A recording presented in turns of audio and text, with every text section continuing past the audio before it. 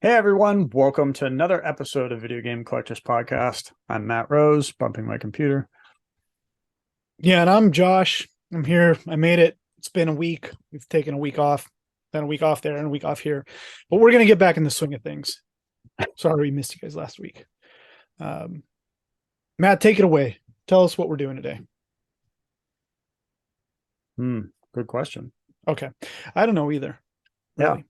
I think we want to go over a couple auctions. Nothing really, not a ton of stuff. Mainly because I didn't have time to pull up a bunch of listings. So next week we're going to go over a bunch of listings of sold items. Yeah, we got here, I'll just go into screen share. This might be a short episode, which is fine. I'm gonna mix it up. See how you guys like the short ones. Eric's yelling, "That's what she said." Yeah.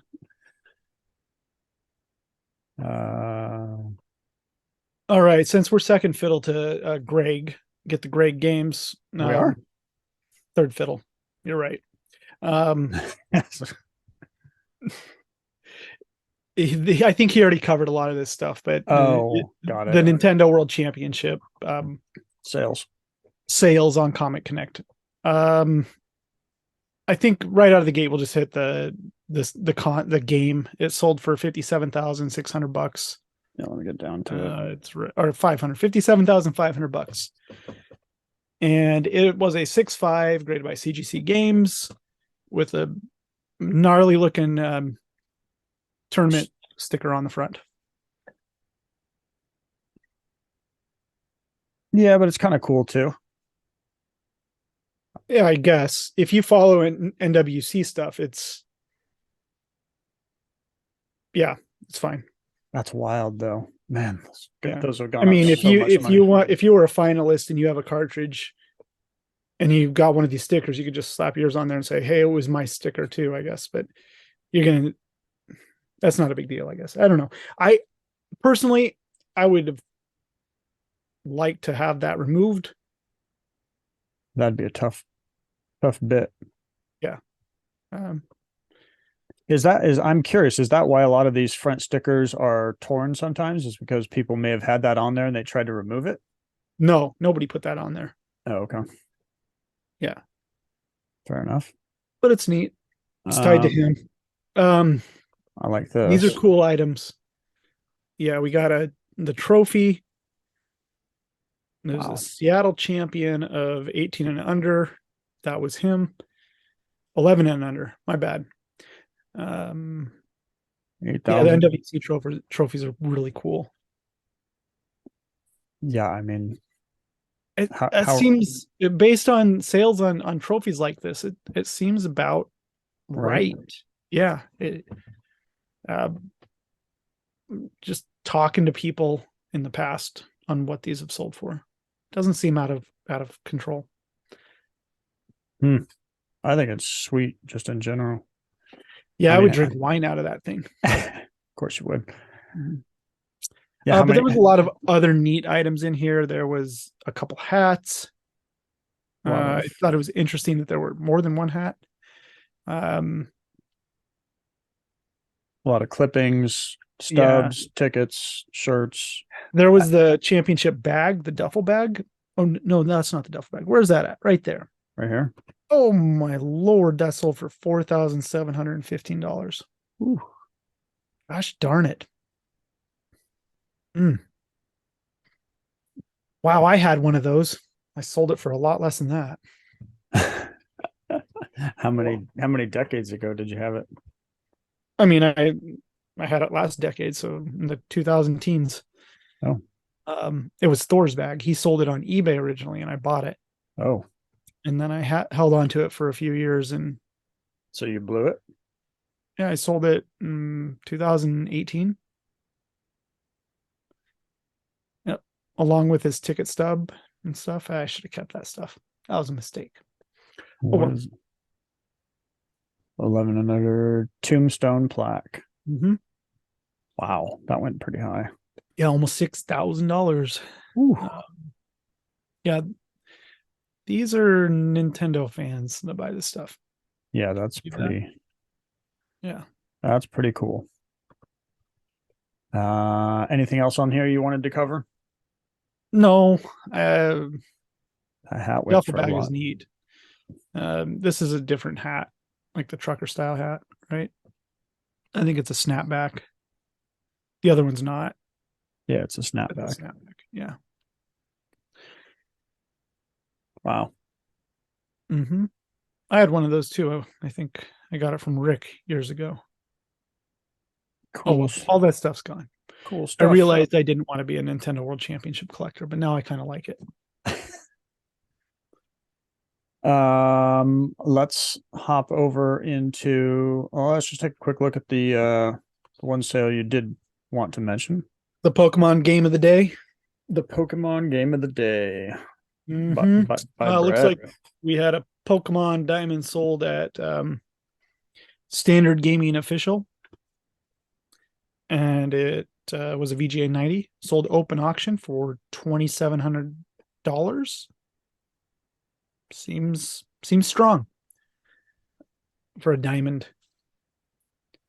Yeah, I haven't been following much of the Pokemon DS games. Yeah, Wow. yeah, it's going to be about a case fresh one. So Yeah, 90s a pain in the ass to get. mm-hmm. One sale I wanted to go over outside of this, because a friend brought this up to me. Actually, two friends brought this up. One before the auction, and then actually one after the auction. One before the auction was asking if this was a do not sell before. And I'm not tearing on Heritage for this. I just want to be clear. They do say it's a do not sell before. This is I'm 99.9% certain this is not a do not sell before. And here's how you can tell, and here's what you want to look for. Two things. First of all, you can look at let me pop in here a little bit. You can look at the date code here, and it's new enough. I'll show you an example of an older date code and what I'm talking about. Normally, they'll fill in right here below Halo 2, and they will say sticker sale, release copy, or do not sale. They'll say something about it to that effect. The other thing you want to look for when you're looking at these, as we zoom in, I've done this on eBay for years, is when you can't tell, you come in here, you zoom in on the game, and you look for the sticker outline, which would be right here. It's clear, obviously, but it is noticeable, especially when you can zoom in this much. I'm going to make people sick here, but you can clearly see there's no sticker up here. Mm-hmm. And sometimes you can't see the red up here, so that's fair enough. It could actually have it, but it would have the sticker line here. And let me show you. Let me come back out. What I mean by I'm going to change my share here. I'm going to stop and I'm going to share again. Josh is looking at his phone. Yeah, I was listening. Don't worry. Here's one of my copies. This is a Halo 3. They'll leave a little remark typically down here. Or maybe I had them right in this remark. So that could be as well. It's been a while since I've gone, but you can even see here. We'll zoom in, or I'll try and zoom in. Oh, don't do that. Don't do it. You can kind of see the orange on the top there. Well, you can see the orange, but there's a tilt. But you can see we're a little bit ways out with a worse picture, and you can see the line here. It's not even a straight line, but you can see the sticker line right here, and that's what you want to look for. But typically VGA will note something when it is that, because they've been grading these long enough. I know I've sent them plenty of them, so let me go back to that share. That they would notate that here. So, and yeah, we can even go on the back of the game. I know this is redundant, but I like to do both just to make sure. Maybe the lighting was bad, so on and so forth. But you can see there is, unless that right there is a sticker line, which I'm not buying. I think the insert actually slid above the plastic. Yeah, that's right here. A slide in the insert. The sticker line would be down to about right here, and it'd come across. Yeah, it 100% is not a DNSB sticker. Yeah. So one friend decided not to bid on it because he realized that after asking, and then the other friend said he thought he won it, and he was all excited, and then he said he didn't win it for some reason, and I said, oh, you're you're okay because that wasn't a do not sell before. Yeah, I know Oh, who won it actually. So it's funny you brought this game up tonight. oh, I guess Um, I know the underbidder. Dang.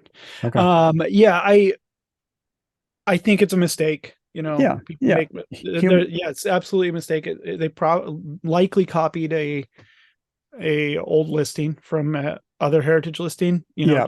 changed the That's lettering that's and what forgot to remove DNSB. yeah, that's exactly what I was thinking. So, like I said, this is not a tear on heritage at all. This is more just kind of an educational piece that, hey, if you're looking at this game specifically, or maybe a Halo 3, and you're not 100%, or you just want to triple check, and that's what I always do to Yeah, check and make sure. I think it's important in any auction setting to check the photos, check the description. Yep. You know, part of the description is going to be the photos, so look them over. Sometimes it may be mistitled and shit happens. I mean, that happens on eBay all the time. Uh, I would reach whoever bought this. Just I think they need to reach out to Heritage. Um, I mean, if I was in the moment bidding on something like this, I wouldn't have necessarily saw. I would have assumed based on the title. But just do your due diligence on these sort of things. And I'm going to actually go one step further because this is kind of funny here. I'm going to stop sharing and I'm going to reshare that Halo 3 real quick. One other thing, when you're buying games, it pays to really look close. Now, I had just literally gotten this game back from WATA. I sent this in. I was thinking hoping for a 9.6 A plus or better, which is typically where it crosses at. And I got an 8.0 A plus. I didn't realize when I bought this, however many years ago, is it going to let me? You can kind of see it right here, but there's actually a crack on both sides on the bottom of the case. So it's always important to, I never would have even looked because I just trust grading and that's fine. Everybody makes their mistakes, but it pays to, look close. That sucks because I think I remember what I paid for this a long time ago and it wasn't cheap, but yeah, just something to be aware of. Really look games over, no matter who graded them. And Yeah, I think that's fair. yep, I don't know that's if we could get through an actual episode without talking about Halo, though, Matt. I really don't. what do we want to? No, never. This Oh. is the Halo podcast. Do you want to get into let's hop into comments because I didn't comment on comments until today. I didn't comment on anything really at all. Man, I've been busy the last 2 weeks. All It's been right, a whirlwind. let me screen share that.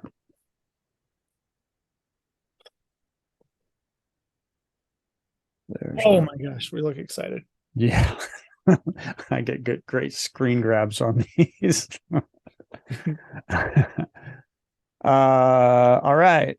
Decaps. Who's that guy? Favorite part of the podcast is when Josh read a finance and accounting response.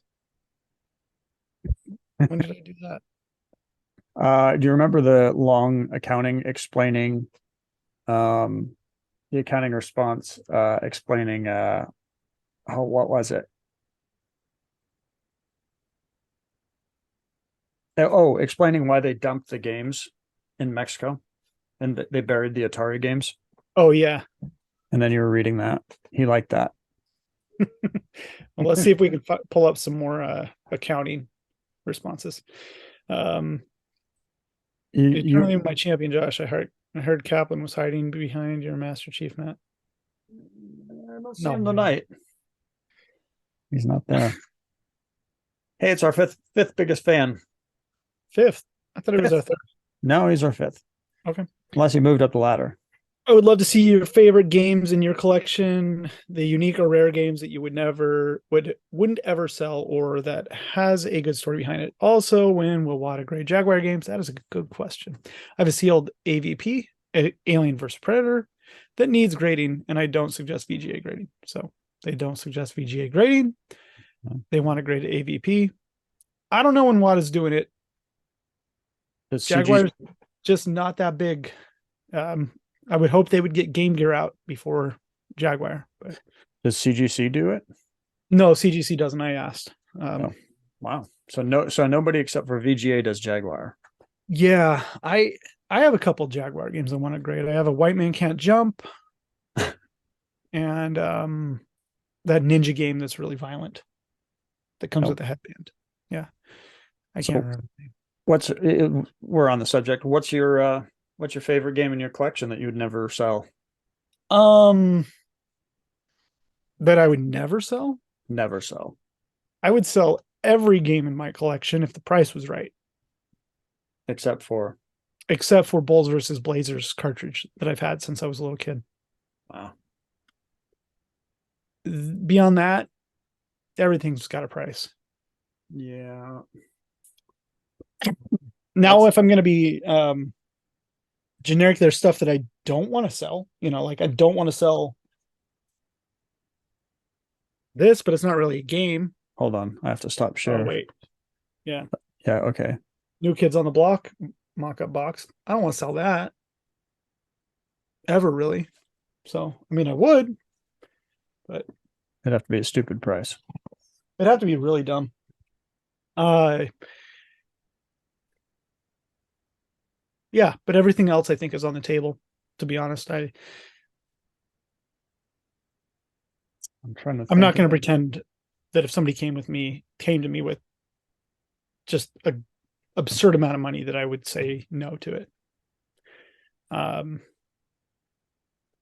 Yeah, it's a because tough then I one. would go and buy more games. That's really realistically what would happen. Yeah, that's a tough. Anything that I owned as a child, I would keep. You know, and maybe my childhood goes from 1 until 32. I don't know. Right? I know what wouldn't I sell? Oh my God. I know what I wouldn't sell. Well, to be fair, it'd be a couple things, but at the recent retro gaming expo, I had Thor personally sign my Tetris cart, and we had fun with it. I think I showed that on this show. I wouldn't sell that. I mean, why? I don't want to sell that. That's personal, and it's personal to me. And then probably I have. It meant a lot to me because it brings back a lot of memories, and it's totally off the wall. But I have um, a signed Ecstasy of Order poster from everybody. Hmm. All the cast, the producers, So the whole crew signed it. the whole crew signed it. Oh wow. And I have that framed. I think obviously everything else in general has a value, or would it might be a Who's high value, but who's the crew that signed it? I'm curious, Matt. I think it's on the wall and it's hidden back here. So you got Thor, you got Adam, Dan, Adam, um, Trey, Trey, Adam, Dan, Trey, Jonas, Chris Thor, Tang. Did Chris Tang sign it? Chris Tang, everybody, Did Pat everybody who, Danny S Pug sign it? no, that doesn't count. He emceed the event, bro.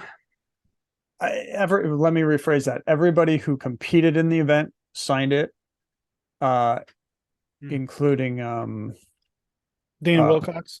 Dana and oh, what's her name? Jesse. Yes. And then of course I had Adam sign it too. You might have even signed it. You missed me, man. I can always crack her open and you can I sign don't that. know, man. My autograph might come in short supply for that now. So And then of course Thor and yeah, yeah, I was gonna dog you on that because I didn't sign that. And I did work on that movie, Matt. So yeah, you drank a lot of beer for that movie. I did a lot of photography for that movie Did you? and had some beer. Yeah. Okay. And I think I had Dane sign it as well. So a lot of I think there was like 5 main producers. I think I got most of them. Did you get Nathan Graybell? Archangel. I don't think so because he was one of the executive producers. Mm-hmm. Yeah, I don't think. I remember meeting him at the party. Those would be fun. That would actually be kind of fun to track down more signatures for stuff like that. Which is nice because I could still put it on there. Yeah, I actually during the event I took a Tetris cartridge around, and I don't think I would sell this. I don't know where it's at. Well, hold on a second. Actually, it's right here. Now that you mention it, give me a second. I'll pull it up. Yep. That's what she said. That's what she said. Okay, you got me. Yep. We're on it this time, Eric. That's what she said.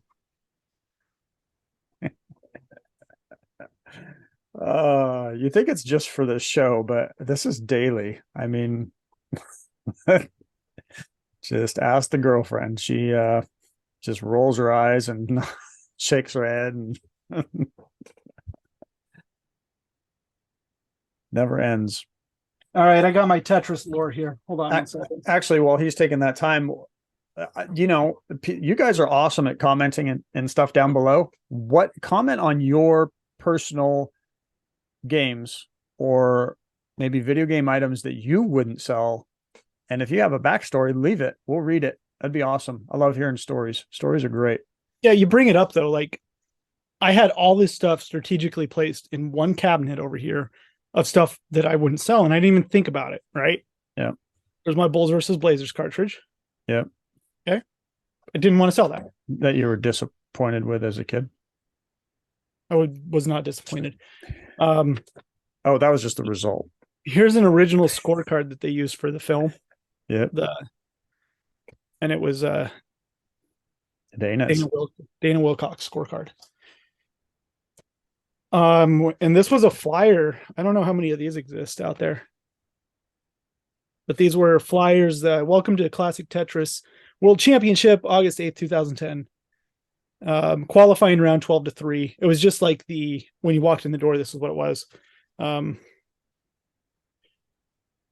I got a slew of signatures on here. I can read two of them. Looks like Ben Mullen signed it twice. And Matt Bucco. That's right. It looks like they were practicing their signatures actually. But guess they knew they were going to be stars after that. Yeah. And here's the cartridge that I walked around and had every participant sign. Nice. That's epic. Yeah. I don't think anybody did that. So that's pretty awesome. And I had Kelly Fluin sign it. Do you have Kelly Fluin's signature on that poster? No, I don't. Oh man. I wasn't there. Kelly Fluin was the judge that they flew in from Twin Galaxies from Canada. And yeah, I had a distinct honor of hanging out with Kelly for quite a few days. He's a heck of a dude, man. Yeah, you guys had some fun parties at the house. He had special requests when he came to California. He was from Canada. He needed a specific type of Mountain Dew, like 2-liter bottles of it, and we bought him a ton of it.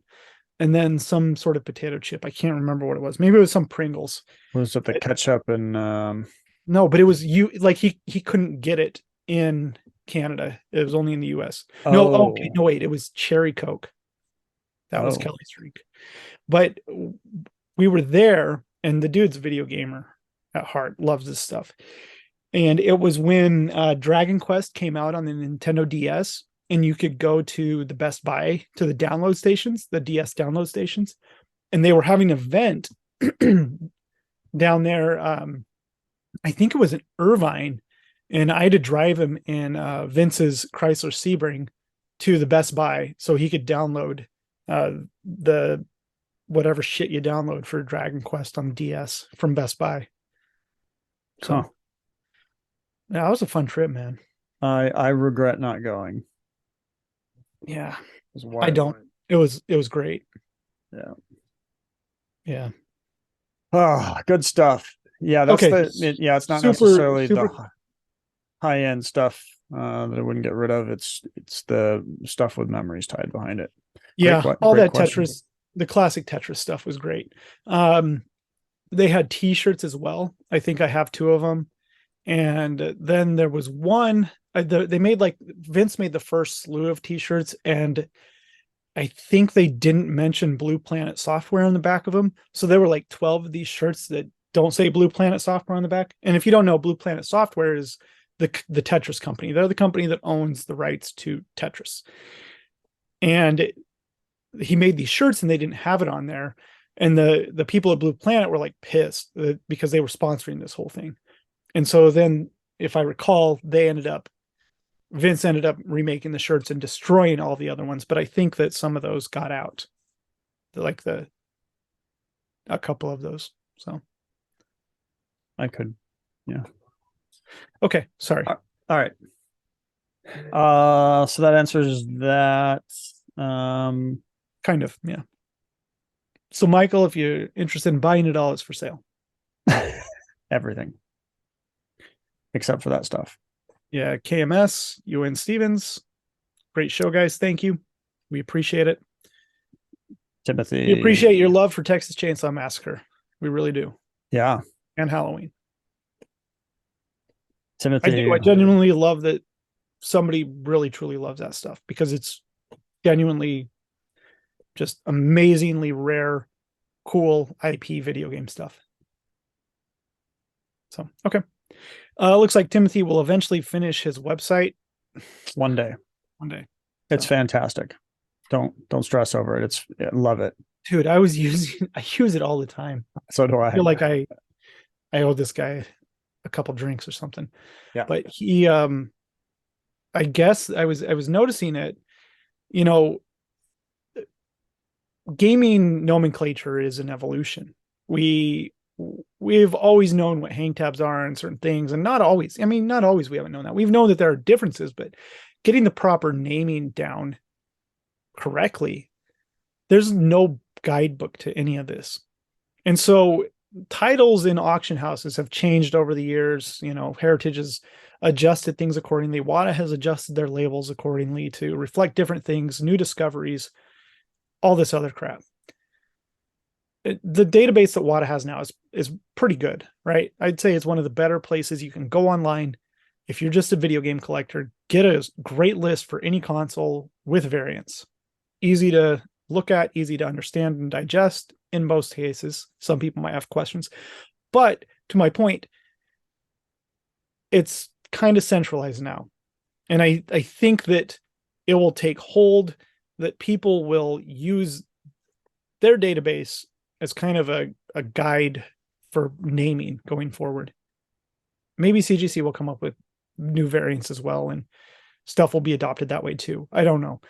But what I do know is Timothy has appeared to have gone back through all the old sales, which would have been a manual process, and looked at the games, whether they be VGA or WATA, and named the variants appropriately in his website based on the sales data. So kudos to you on that. I can't imagine the undertaking it would have taken to do that. But I do imagine that is a very manual process in discovery. So it's pretty great. Okay. All right. Brandon likes the Load Runner. Brandon, it could be for sale if the price is right. Steel City. Timothy, again, a lighthouse. Where's my prize? Now, I know what he's talking about. Do any of you? No, nothing. Any of you? Who are you talking to? Me? Well, Josh, I think you know because you asked me one day. You're like, "What the hell is this?" White House. You know what I'm talking about? Tell us, Matt.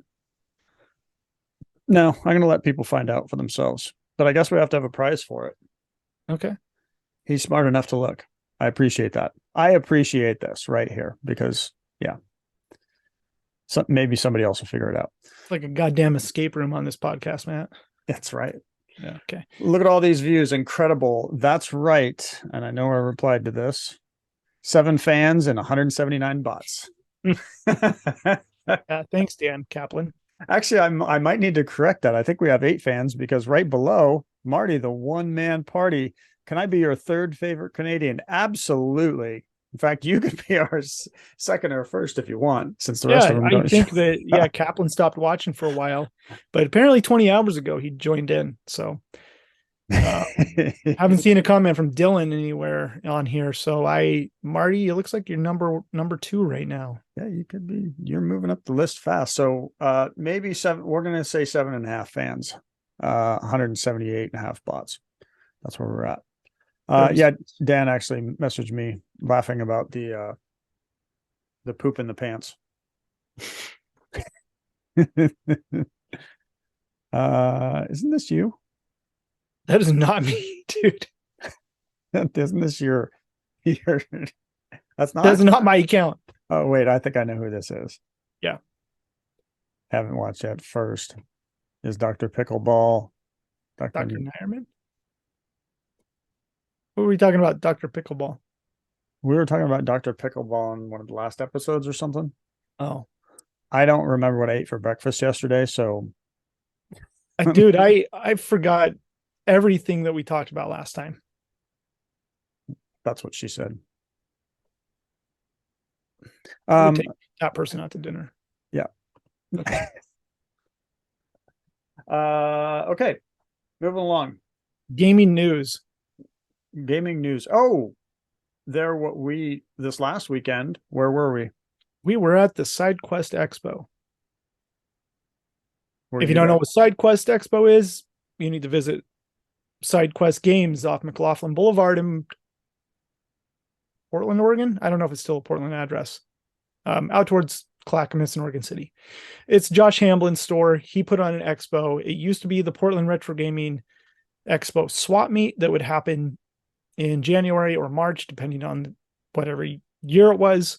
And he took it over from PRGE and rebranded it his expo, and it was fantastic. Yeah, there were a lot of people. Not only a lot of people, but it felt like we were at an old Portland Retro Gaming Expo. It was actually bigger than some of them that I remember because we had the extra hall. We must have had an extra hall at some point, but both halls were filled with vendors and games. And it was busy. Like, yeah. Man, kudos to Hamblin for putting on a hell of a show. Yeah, it was great. I was so excited. I was only there for half a day. I sold all my stuff in classic style, unloaded it to one vendor. It was stuff I've been carrying around for years that I was just excited to see go. So, yeah, I mean, I took home 3 VCRs and some stuff I bought. Great expo. We need more of those. And on to what we bought this week and last week and whatever. Matt, what do you got? There was one guy that was selling a lot of these. I was asking him prices. And then Josh said, well, that might be a little bit high. And then I went across the street to the other expo vendors that I didn't know were over there. And I got the same thing with the controller inside it and the baggie and everything for $65. I pulled off the sticker that was covering over this, so it's a little dirty here. But other than that, it's really nice shape. And so I just all I wanted this for was, background display. So that'll be cool. I thought that was sweet. 65. Yeah, that's a good deal. $65. I thought so. I don't know if the other vendors sold any of them, but it's okay. What do you got? What do I got? Yeah, what do you got? I got a lot of stuff. What do I got? Let's see here. Where did I stack everything? I got a bunch of crap. I got more. I'll just start showing some stuff. Okay, here we go. Okay. Picked up that Top Gun 9.6B Plus from the Expo. Nice one. It's going to go live in the vault at BWCC. Pirates 9.4A NES. Going to go in my NES collection up there. Skater Die 2. Grab that. Tough one. 9.2A. So just added some sealed stuff to the collection and a bunch of other crap. Well, I know you got some of these too. As we were talking about earlier, Ecstasy of Order. Boom. There it is. If you haven't seen it, it's fun. It's a fun watch. I've had people watch it that aren't super into video games, and they enjoyed watching it. Kind of a good storyline, great ending. Yeah, I make a cameo appearance carrying some TVs out of Goodwill. So I don't think I have any cameos, unfortunately. I regret that. A lot of behind the camera work on it. Did catch a vendor slipping, I guess, a little bit. This is a TM. I was stoked. It is hammered. It's missing like the dog ears and stuff, and it's got a big tear on the back. But that said, I didn't have a TM. So I had the cart, and this had the wrong cart in it. So I replaced the cart, and now it's a complete TM for 125 bucks. And then vendor had a whole bunch of this is fun stuff. It's not all sealed crap. Like that wasn't sealed. Had a bunch of Sega Master System games. Just decided to, inexpensively up my personal collection. They're all in pretty decent shape. So I added 9 games that I didn't have. Start filling that out. That was fun. And they were fairly priced. At least I thought so. When they're 10, 15 bucks a piece, I'll buy them. Why not? Yeah, that's a good deal. Lots of good deals at that expo for sure, Matt. And I've got more wins, but they can wait. Yeah, we'll do a nice big long episode next week. We're doing a filler. Yeah, we could have had Dan on the show. Yeah, we could have. But he couldn't come on the show because Rome wasn't built in a day. Wasn't. No. Just got to keep working. Yeah. That's the episode for today. That's it. That's it. Okay. Thanks for watching. Leave your thoughts and comments below. Let us know what you have in your collection that you would never get rid of. Also, let us know what else you'd like to see or read. I appreciate funny comments. So if you got some zingers, leave them in there. Zingers. Thanks for watching, and we'll see you again next time. Take care.